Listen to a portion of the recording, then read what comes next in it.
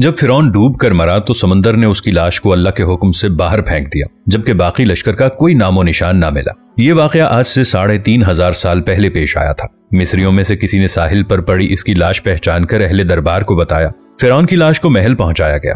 درباریوں نے مسالہ لگا کر اسے پورے شان اور احترام سے تابوت میں رکھ کر محفوظ کر لیا۔ حنوط کرنے کے عمل کے دوران ایک غلطی ہو گئی۔ فرعون جس سمندر میں ڈوب کر مرا تھا تو مرنے کے بعد کچھ عرصے تک پانی میں رہنے کی وجہ سے اس کے جسم پر سمندری نمکیات کی ایک تہ جمی رہ گئی تھی۔ مصریوں نے اس کی لاش میں نمکیات کی وہ تہ اسی طرح رہنے دی اور اسے اسی طرح حنوط کر دیا۔ وقت گزرتا گیا، زمین اور آسمان نے بہت سے انقلاب دیکھے جن کی گرد کے نیچے سب کچھ چھپ گئے، یہاں تک کہ فرعون کی حنوط شدہ لاش بھی زمین کی تہوں میں چھپ گئی۔ ان کے نام صرف کتابوں، ان کی تعمیرات اور لوگوں کے ذہنوں میں رہ گئے۔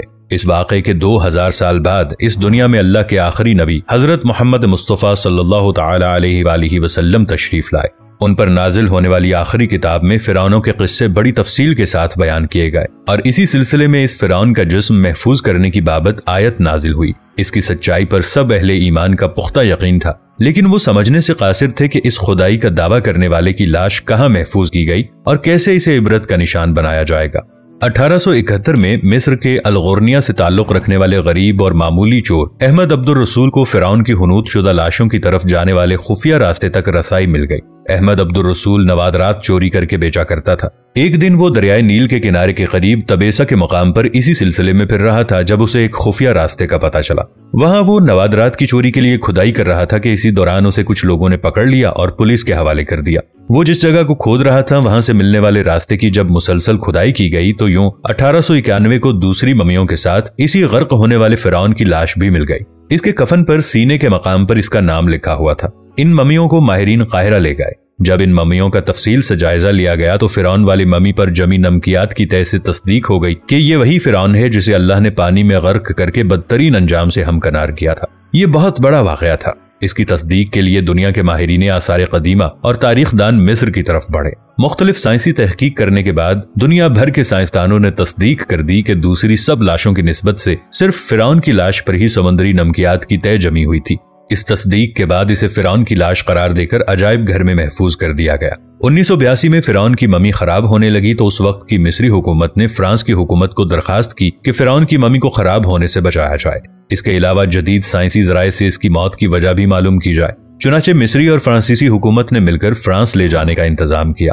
جب فرعون کی لاش کو فرانس پہنچایا گیا تو ایئرپورٹ پر اس دور کے فرانسیسی صدر بذات خود حکومت کے اعلیٰ عہدیداران، تمام وزراء اور فوج کے افسران کے ساتھ استقبال کے لیے موجود تھے۔ فرعون کی لاش کا استقبال کسی عظیم زندہ بادشاہ کی طرح کیا گیا۔ فوجی دستوں نے سلامی دی۔ فرعون کی ممی کو ماہر ڈاکٹروں کی ٹیم کے حوالے کیا گیا۔ اس ٹیم کی سربراہی ڈاکٹر مورس بوکابے کر رہے تھے۔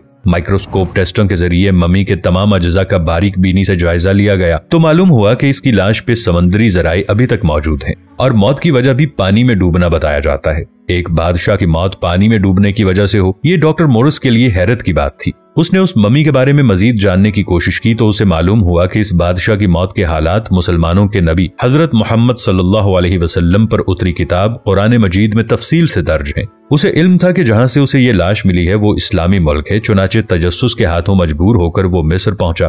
وہ ایک سائنسدان تھا۔ اس نے اس معاملے میں مصر کے ایک سائنسدان سے ملاقات کی اور اس نے قرآن پاک کھول کر اسے سورہ یونس کی آیت 90 تا 92 کا ترجمہ لفظ بلفظ سنایا۔ فرعون کا خدائی دعویٰ کرنا، اس کا پانی میں ڈوب کر مرنا اور پھر پانی سے نکال کر اس کی لاش کا حنوط ہو جانا اور پھر دوبارہ لاش کا ملنا اور پھر اس کی لاش کو جدید سائنسی دور میں دوبارہ محفوظ کیا جانا، سب کا اشارہ ایک جانب تھا اور بہت واضح اشارہ تھا۔ تجھے بعد میں آنے والوں کے لیے عبرت کا نشان بنا دوں گا۔ فرعون کی لاش ایسے محفوظ کر کے دنیا کے سامنے لا کر رکھ دی گئی ہے کہ انٹرنیٹ کی ایک کلک پر، رسائل و جرائد پر، ٹی وی چینلز پر اور عجائب گھر میں اربوں انسانوں کی آنکھوں کے سامنے کری اور قابل طرز حالت میں موجود ہے۔ سوچنے کے لیے کہ عبادت کے لائق اور ہمیشہ رہنے والا وہی ہے، سب کا خالق اور رازق وہی اللہ ہے۔ ڈاکٹر مورس نے آیات کا ترجمہ سنا تو اسی وقت پکار اٹھا کہ یہ دین سچا ہے۔ اس کے بعد کلمہ شہادت پڑھا اور مسلمان ہو گیا۔